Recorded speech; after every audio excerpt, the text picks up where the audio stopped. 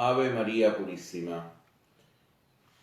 Veremos hoy, y probablemente también mañana, la fundamentación bíblica de la espiritualidad del corazón de Jesús.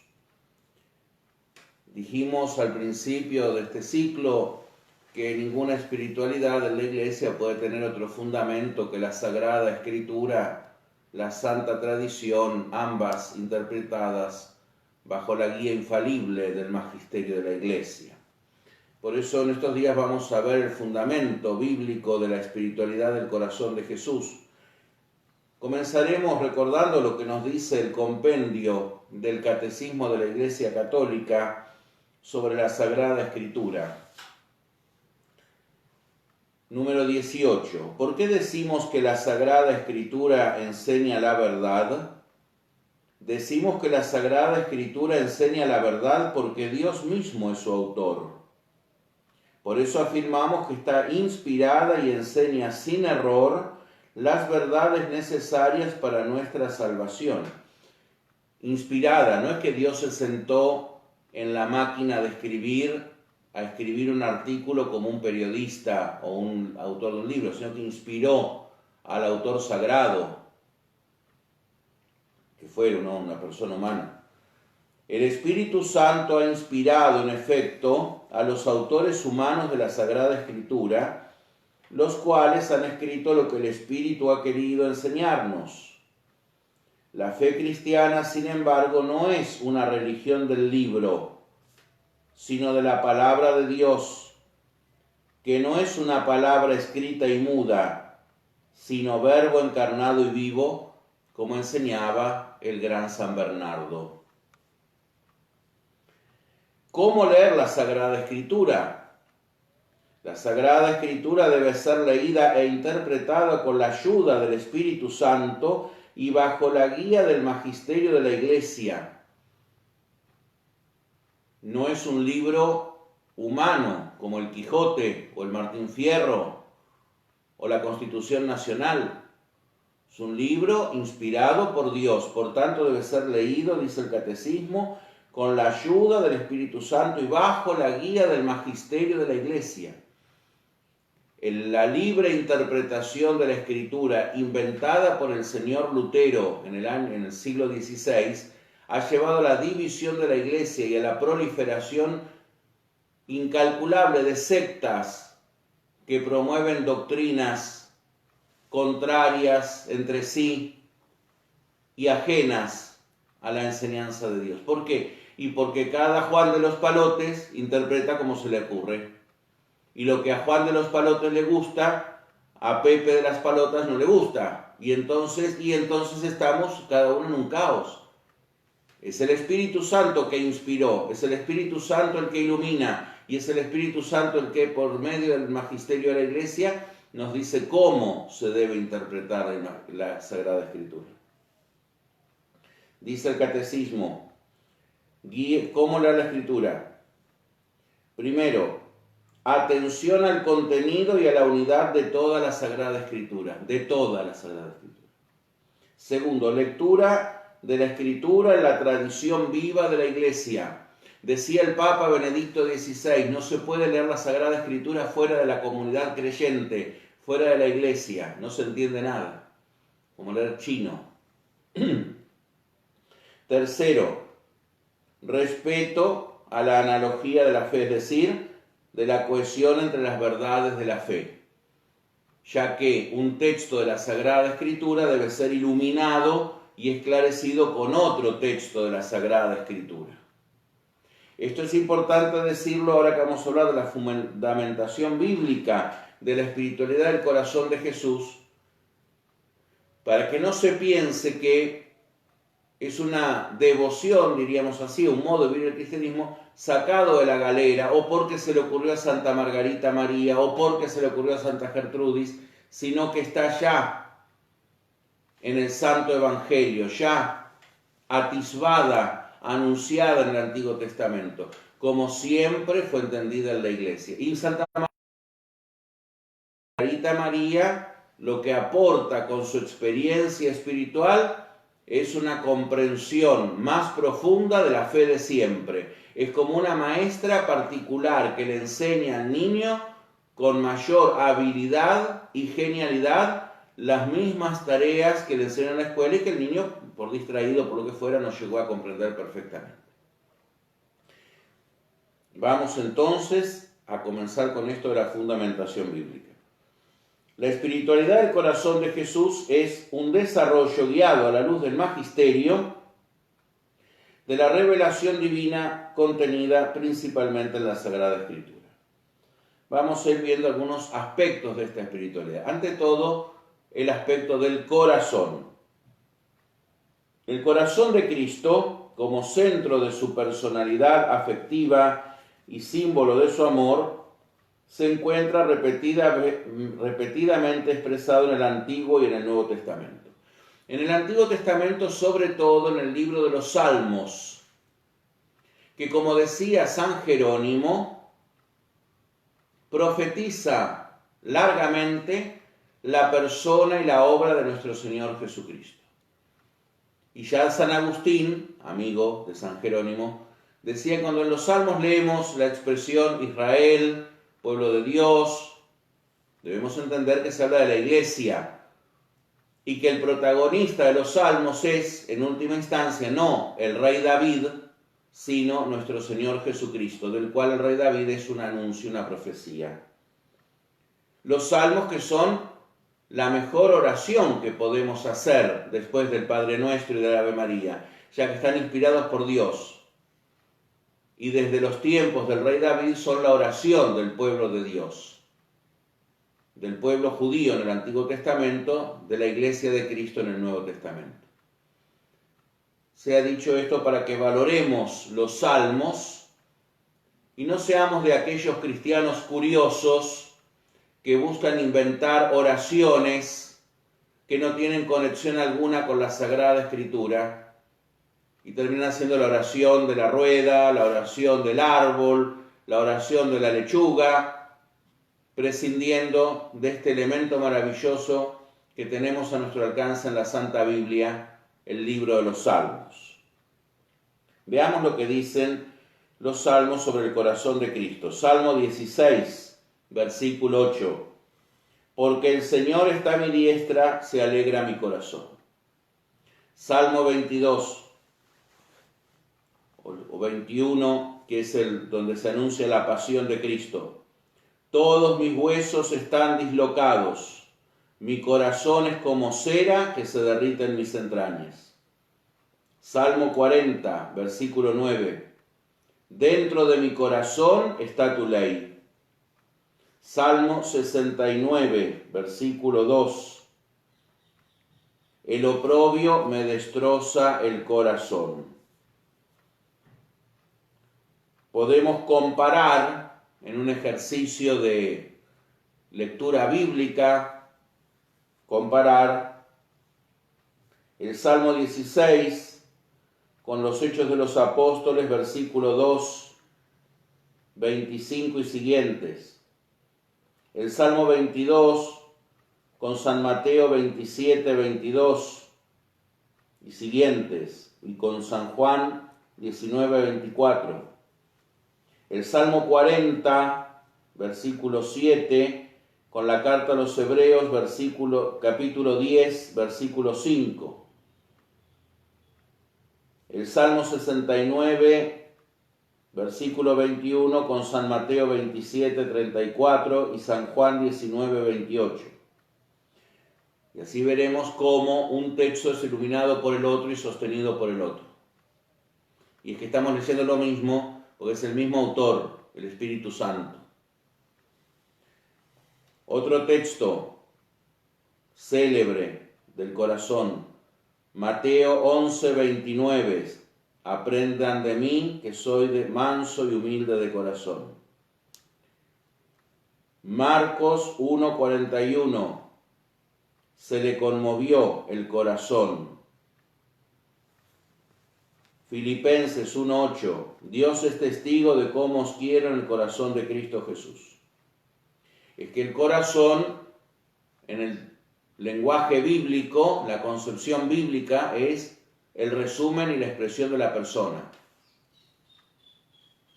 lo que sintetiza la persona. Veamos cómo el amor es simbolizado por el corazón traspasado de Cristo. La Escritura nos habla también del corazón de Cristo en un sentido más profundo y escondido. San Pablo es el primero que en sus cartas nos desvela con emoción el misterio profundo de Cristo. Así en la carta a los Efesios, capítulo 3, versículo 8 y siguientes. A mí, el menor de todos los santos, se me ha dado la gracia de anunciar la buena noticia de la insondable riqueza de Cristo e iluminar la comunicación del misterio oculto desde siempre en Dios, para que su polifacética sabiduría sea conocida mediante la Iglesia. Riqueza y misterio de Cristo que nos explica a continuación cuando pide que se nos conceda comprender el insospechado amor de Cristo para que lleguemos a la plenitud en Dios. Romanos 13:8, 1 Corintios 13.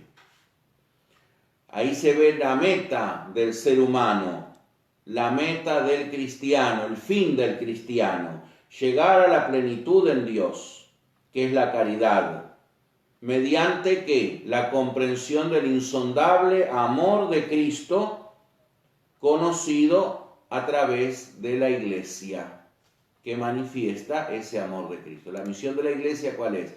Manifestar a los hombres el amor de Cristo. Así vemos la primera fundamentación de la espiritualidad del corazón de Jesucristo, que no es otra que avanzar hacia la plenitud del amor de Cristo, simbolizado en su corazón traspasado. San Pablo nos anima a unirnos con Dios en el corazón de Jesús. La carta a los Hebreos, atribuida durante siglos a la autoría de San Pablo,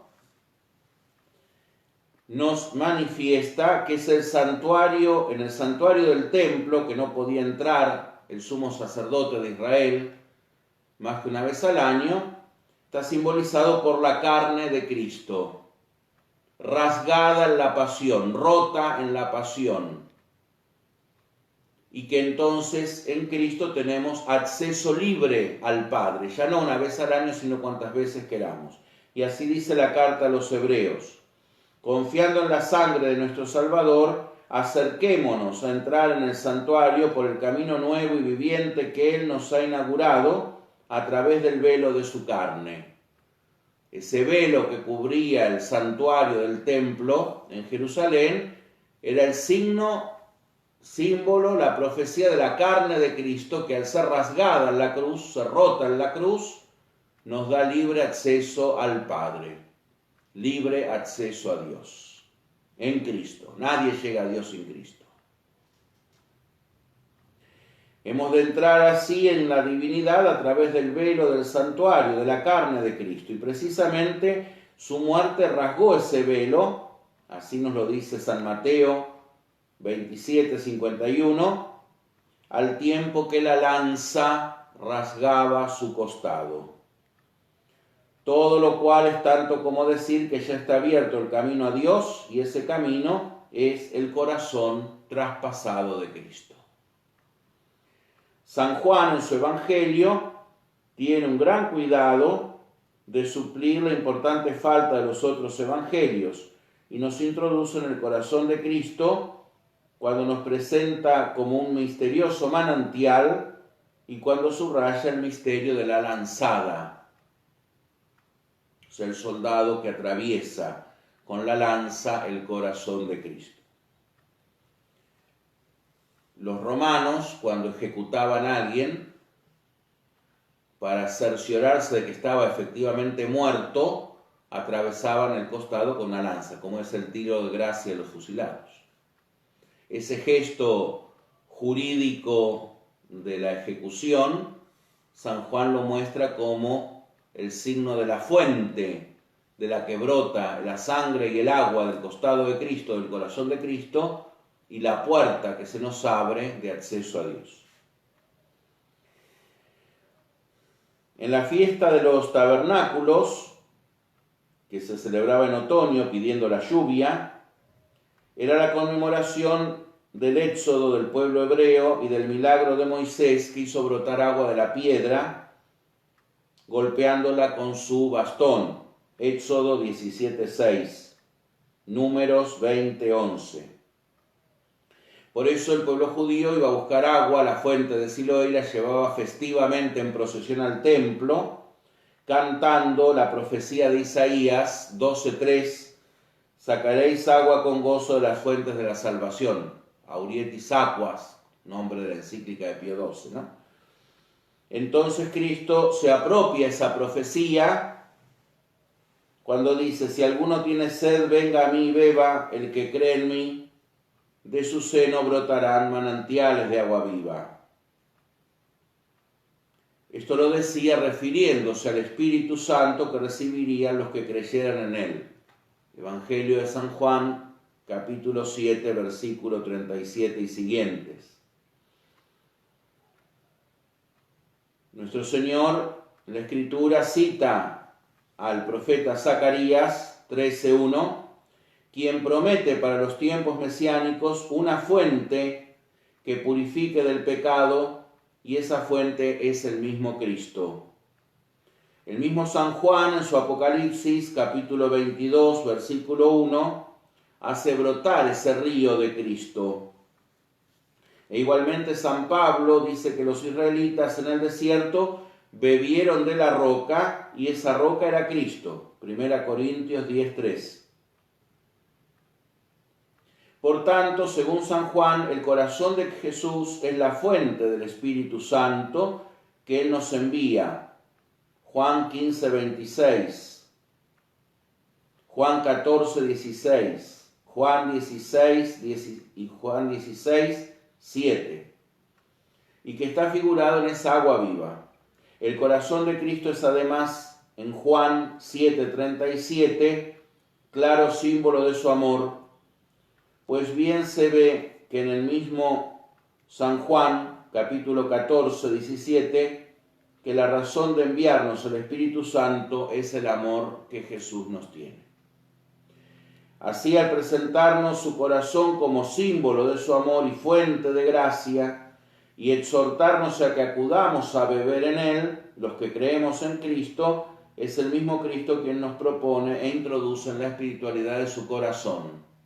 Corazón enamorado, corazón donante, corazón traspasado.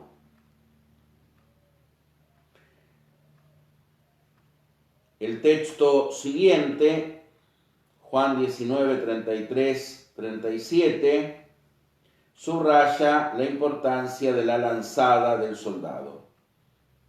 Al llegar a Jesús vieron que ya había muerto, y no le rompieron las piernas, sino que a uno de los soldados con la lanza le atravesó el costado y salió sangre y agua. El que vio da testimonio y su testimonio es verdadero, y él sabe que dice la verdad para que ustedes crean. Esto ocurrió para que se cumpliera la Escritura, no le romperán ningún hueso. Y otro pasaje que dice, mirarán al que traspasaron. San Juan contrapone los designios humanos, la crueldad de la crucifixión, con el plan de Dios, plan que estaba largamente profetizado en el Antiguo Testamento y de lo cual, para mayor constancia, levanta acta notarial con su testimonio y apelación solemne a que dice la verdad. Su testimonio es verdadero y sabe que dice la verdad. Es importantísimo este hecho profetizado de que se trata de la lanzada que hace brotar sangre y agua, y que San Juan dice para que también nosotros creamos. ¿Creer qué? Que el misterio de la salvación se encierra en la muerte de Cristo y se abre a nosotros, se dona a nosotros en la efusión de la sangre y del agua. El misterio del corazón de Cristo es el manantial inagotable de la gracia. Así, ambos pasajes, Juan 7:38 y 19:33, están unidos en referencias al profeta Zacarías. Aquel día habrá una fuente abierta para purificar del pecado, Zacarías 13:1. Aquel día mirarán al que traspasaron, Zacarías 12:10. En ambos pasajes brota el agua del corazón de Cristo. En consecuencia, el Espíritu Santo, río de gracia, que prometió Cristo en la fiesta de los tabernáculos, Juan 7:38, nos lo da en su muerte, Juan 19:33. Pues con ella, completada y simbolizada por el corazón traspasado, se consuma nuestra redención, el nacimiento de la Iglesia, en la cual se nos comunica el Espíritu Santo, la gracia, nuestra incorporación a Cristo y nuestra condición de hijos de Dios. El amor de Cristo es la última razón de prometernos el Espíritu Santo, agua viva, y luego su muerte, acto supremo de amor. Nadie ama más que el que da la vida por los amigos. Este es el misterio de salvación que con tanto énfasis nos revela el apóstol San Juan para que creamos. Que de la muerte de Cristo, supremo acto de amor, brota la comunicación del Espíritu Santo con su gracia y el nacimiento de la Iglesia con sus sacramentos. Misterios de amor que simboliza en el corazón de Cristo traspasado por nuestro amor. Pidámosle a la Virgen Santísima, sede de la sabiduría, nos alcance la gracia de comprender así la Sagrada Escritura y fundamentar en la palabra de Dios nuestro amor y devoción al corazón de Cristo.